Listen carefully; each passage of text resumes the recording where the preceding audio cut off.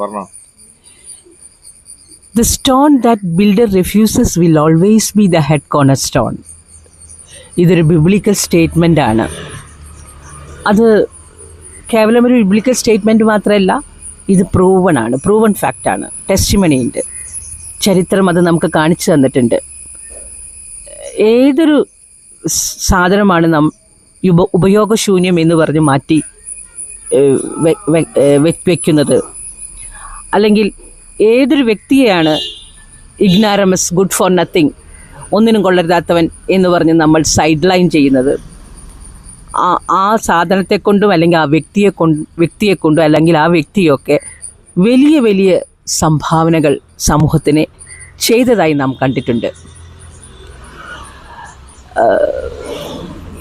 ഉദാഹരണത്തിന് Thomas Alva Edison, ടീച്ചേഴ്സൊക്കെ ഇൻസ്റ്റിറ്റ്യൂഷനും ടീച്ചേഴ്സുമൊക്കെ ഒന്നിനും കൊള്ളരാത്ത കുട്ടി, ഇഗ്നാരമസ് എന്നൊക്കെ പറഞ്ഞ് എഴുതി തള്ളിയതാണ്.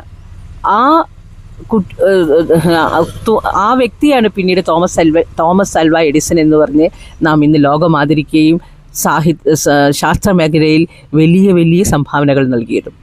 അതുപോലെ തന്നെയാണ് മൈക്കൽ ഫാരഡെ. അധ്യാപകരെല്ലാം നിഷ്കരുണം അച്ചാലും മുച്ചാലും കുഞ്ഞു മൈക്കൽ ഫാരഡയെ അടിച്ചിട്ടുണ്ട്. അത് സഹിക്കാൻ വയ്യാതെ മൈക്കൽ ഫാരഡയുടെ അമ്മ വിദ്യാലയത്തിൽ നിന്ന് കുഞ്ഞിനെ കൊണ്ടുവന്ന് വീട്ടിലിരുത്തുകയും അതിനുശേഷം ആ മൈക്കൽ ഫാരഡെ സ്വന്തം നിലയ്ക്ക് അദ്ദേഹത്തിൻ്റെ സ്വപ്നങ്ങളെ പിന്തുടരുകയും ചെയ്ത് ഒരുപാട് സംഭാവനകൾ ശാസ്ത്രമേഖലയിൽ നൽകിയിട്ടുള്ളതാണ്.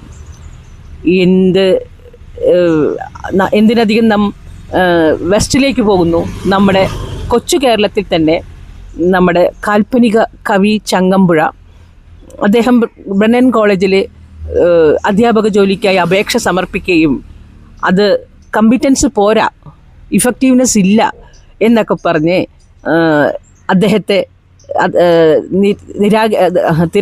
അദ്ദേഹം തിരസ്കരിക്കപ്പെടുകയും ചെയ്തു. പക്ഷേ പിന്നീട് അദ്ദേഹത്തിൻ്റെ രചനകളാണ് കേരളത്തിലെ എല്ലാ സർവകലാശാലകളിലും ഗവേഷണ വിഷയമായി മാറിയത്.